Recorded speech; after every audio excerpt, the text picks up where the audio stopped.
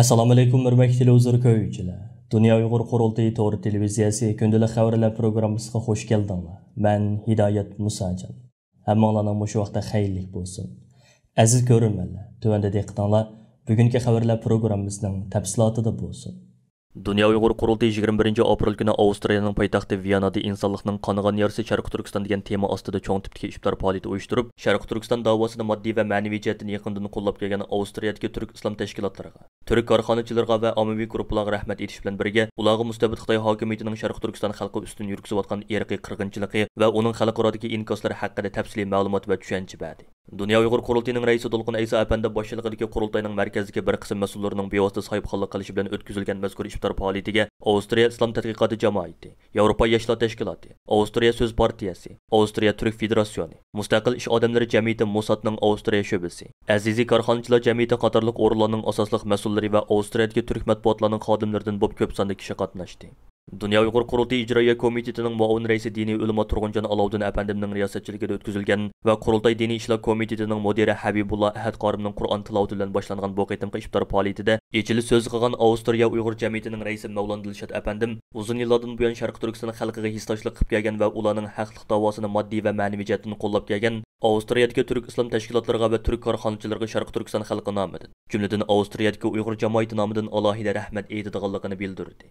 Orqadan aziz mehmonlarga Dünya Uyghur Qurultayi tarafidan maxsus Ramazonlik uchun hozirlangan va mustabid Xitoy hokimiyatining Sharq Turkiston xalqiga yurgizayotgan irqiy qirg'inchiligi va insoniyatga qarshi jinoyatlar yoritib berilgan insonlikning qongan yarisi Sharq Turkiston degan temadagi turkcha hujjatli film qo'yib berildi. Yuqorqi turk islom tashkilotlarining mas'ullari iftor faoliyatida qilgan so'zlarda o'zlarining har zamon mazlum Sharq Turkiston xalqi bilan hamnafas ekanligini, Xitoyning irqiy qirg'inchiligini to'sib qilish uchun butun kuchi bilan tirishchilik ko'rsatadiganligini, shundaqla Dünya Uyghur Qurultayi bilan bo'lgan o'zaro hamkorlik munosabatlarini yanada kuchaytirishga g'ayrat qiladiganliklarini ifoda qilishdi. Dolqun Aysa apandi iftorda qilgan minnatdorlik so'zida Sharq Turkiston xalqiga boshdan oxiri samimiylik bilan ega chiqib kelgan va Londonda qurilgan Uyg'ur sud kollegiyasiga moddiy jihatdan yordamda bo'lgan Avstriyadagi turk islom tashkilotlariga va turk korxonachilarga cheksiz rahmat aytadiganligini ifoda qilish bilan birga, erkin dunyo musulmonlari bemalol ro'za tutib iftor qilib ibodatlarini qilayotgan bugünkida xosiyatli kunlarda Sharq Turkiston xalqining diniy e'tiqodidan va musulmoncha yashash huquqidan tamoman mahrum qoldirilayotganligidan, vatanimiz Sharq Turkistonda azon ovozining butunlay bo'g'ilganligidan cheksiz azoblanish his qilayotganligini ta'kidlab o'tish bilan birga, mustabid Xitoy hokimiyatining jiddiy irqiy qirg'inchiligiga duchor bo'layotgan Sharq Turkiston xalqini bu xavfdan qutqizib qilish uchun butkul islom dunyosining sukutini buzib, o'rnidan dast turishi lozimligini eskartib o'tdi.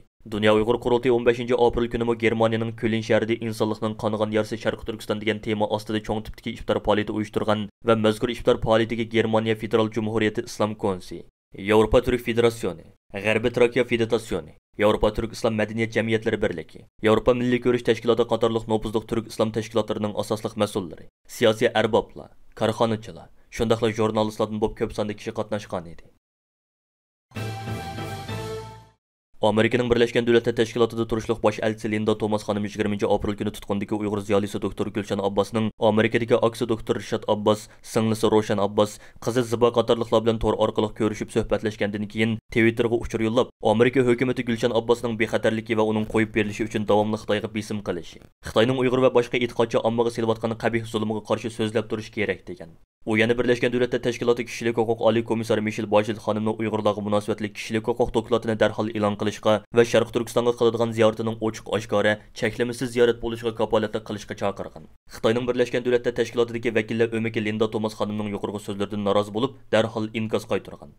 Ular Twitter'dagi inkosida mundaq degan: Xitoy hukumati Bacheletning Xinjiangni o'z ichiga oladigan ziyoratini qarshi oladi. Bu ikki taraf o'rtasidagi normal almashtirish bo'lib, siyosiy kontrol qilish va yomon g'arazlik besimga o'rin berilmaydi. Bu xil bema'ni so'zlar faqat Amerikaning ziyoratini qalaymaqonlashtirish uchun koshili paydo qilishdek muddasini oshkorlaydi.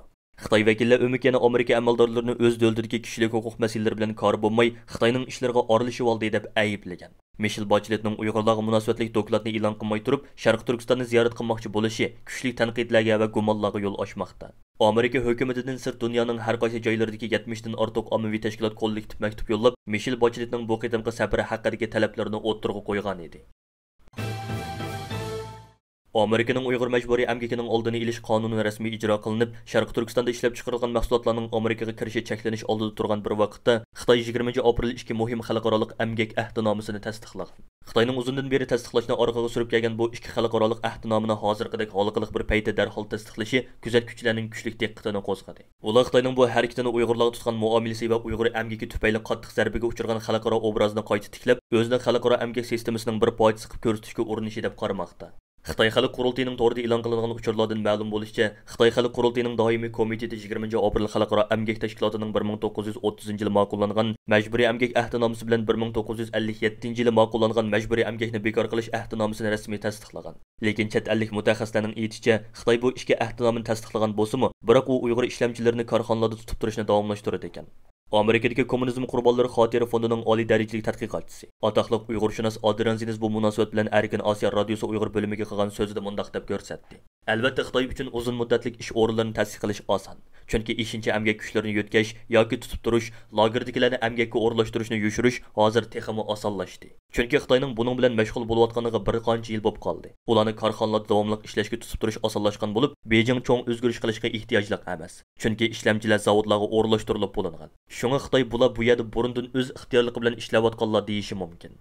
Xitoy o'tgan bir qancha yil mobaynida Uyg'urlar tutgan muomalasi va majburiy emgak tufayli g'arb ellarining jazosiga uchrab, eksport bozori tarixga boshlagan edi. Dunyo Uyg'ur Qurultayi qonun komitetining mudiri Mehmet To'xta apandimning qarashicha, bu omil uning yuqorqi ishga ahdnomini tasdiqlashga majbur bo'lishidagi muhim sabab ekan. Lekin Mehmet To'xta apandi 20 aprel bu vaqtda Erkin Osiyo radiosiga qilgan so'zida Xitoyning o'xshashli bu ahdnomlarning ro'yiga amal qilmaydiganligini, majburiy emgakni tekshiramiz desa, uningga xuddi hozirgi Birlashgan Davlatlar Tashkiloti kishilik huquq kengashining tekshirishiga har xil to'siqlarni qo'ygandek to'saq qo'ydiganligini bildirdi. Lekin doktor Adrian Zinesning ko'rsatishicha, Xitoy bu ishga ahdnomini tasdiqlagandan keyin hech bo'lmaganda qog'oz yuzda bo'lsa-mu, emgak sharoitini yaxshilashga va qonuniy ramka tasdiqlashga tirishadi ekan.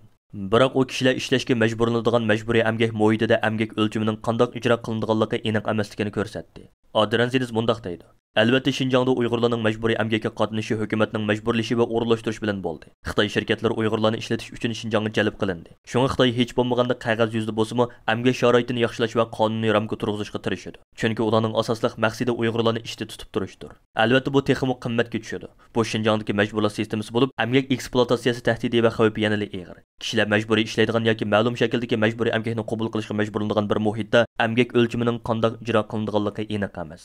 Xitoy Xalq Qurultayi yuqorqi ishga xalqaro ahdnomini Birlashgan Davlatlar Tashkiloti kishilik huquq oliy komissar Michel Bachelet kelar oyda Sharq Turkistonni ziyorat qiladigan, shundaqla Amerika prezidenti Baydenning o'tgan yil 12-oyda imzolagan Uyg'ur majburiy emgakining oldini olish qonuni rasmiy ijro qilinishga boshlaydigan bir vaqtda tasdiqlagan. Bu yil 6-oyda rasmiy ijro qilinishga boshlaydigan Uyg'ur majburiy emgakining oldini olish qonuni shirkatlardan Amerikaga import qilinadigan mahsulotlarining majburiy emgakda ishlab chiqarilmaganligini isbotlashi talab qiladi. Amerika Bloomberg xabarlari agentligining 20 aprel bergan bu vaqtdagi xabarda aytilishicha, Yevropa Ittifoqi savdo uyushmasining prezidenti Yoruk Wodki Xitoyning Xinjiangdagi siyosati haqiqiy ravishda o'zgarmay turib, bu ishga ahdnomini tasdiqlash bilan Yevropa Ittifoqining o'zgarmaydiganligini aytgan. Atalmış Uyghur Abdunum Rayonluq Partikomining sekretari Ma Xiongru 21 aprel kuni Xitoy Kompartiyasining organ gazeti bo'lgan Xalq gazetida maxsus maqola e'lon qilib, Xitoyning Sharq Turkistondagi siyosiy strategiyasi va uning konkret holatlarini sharhlagan. U universal davlat xavfsizligi nuqtai nazaridan cho'nqur izchillashtirib, Xinjiangning ijtimoiy muqimligi va abadiy aminligini mustahkam kafolatiga ega qilayli nomli bu bosh maqolasida Xinjiang Uyghur Abdunum Rayonining ijtimoiy muqimligi va uzun muddatlik aminligi, islohot, taraqqiyot, vatanning birligi, millatlar ittifoqligi, davlat xavfsizligi va Junxo millatining buyuk gullanishidan iborat zo'r strategiyalik qurilishlar bilan zich munosabatlik deb ko'rsatgan. U maqolasida Sharq Turkistonda hozirgacha ijro qilinayotgan atalmış terrorlik, oshqunlik va bo'lgunchilikka qarshi yuqori besimli siyosatlarni bo'shashmay davomlashtirishning zarurligini ta'kidlagan. Ma Xiongru maqolasida strategik tafakkur orqali davlat xavfsizligini planlash va o'rinlashtirish, siyosiy qonun tafakkurini qo'llanish orqali siyosiy bexatarlikni qo'g'dash, sistemlik tafakkur usuli orqali sirtqi kuchlarning singib kirishining oldini olish, dialektiklik tafakkurini qo'llanib, taraqqiyot bilan bexatarlikni moslashtirish, eng tuvanchak tafakkurni qo'llanib, xatarning oldini olish va xirisni yo'qotish qatorliq 5 nuqta bo'yicha Xitoyning Sharq Turkistondagi siyosiy strategiyasini sharhlagan. Ma Xiongru maqolasida yana hozirgacha Sharq Turkistonda ilib berilgan keng ko'lamli tutqun, qayta tarbiyalash nomidagi lagerlarga solish harakatini qat'iy davomlashtirishni va uni qonuniy asosga ega qilishni ta'kidlab mundaq deb yozgan. Xinjiangda qonun bilan idora qilishni Xinjiang xizmatining barliq sohalarida yo'lga qo'yib, milliy bo'lgunchi, diniy oshqun va zo'ravon terrorlik kuchlarini qonun bo'yicha qattiq bostirib, Xinjiangning muqimligi va jamiyatning bexatarligini qat'iy qo'g'dishimiz kerak. Bo'lgunchilikka qarshi turish ko'rishini cho'nqur qanot yaydirib, Xinjiangning bo'lgunchilikka qarshi turish ko'rishining uzun muddatlik, murakkab va jafoliq moyilini cho'nqur tushunib, butkul jamiyatda bo'lgunchilikka qarshi turish tarbiyasini davomli cho'nqur çuqurlashtirib, sirtqi kuchlarning singib kirishining oldini olishimiz va uningga zarba berishimiz kerak. Davlat ichi va sirtidagi dushman kuchlarning millat, din masalalarini tasdiq qilib, bo'lgunchilik, singib kirish va buzg'unchilik harakatlari olib berishiga qat'iy qarshi turishimiz kerak. Chet ellardagi Xitoyga qarshi kuchlarning Xinjiang orqali Xitoyni kontrol qilish planiga qat'iy qarshi turib, davlatning egilik huquqini qo'g'dishimiz kerak.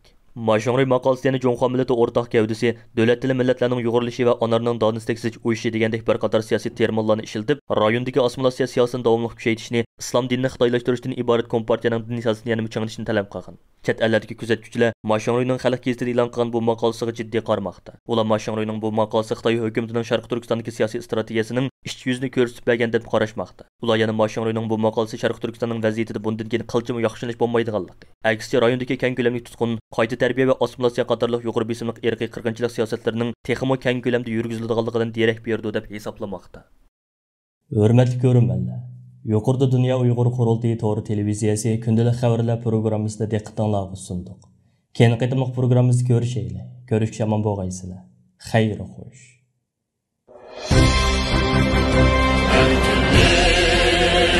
Yolda sudek aktı bizning qilimiz sen uchun ey yurtimiz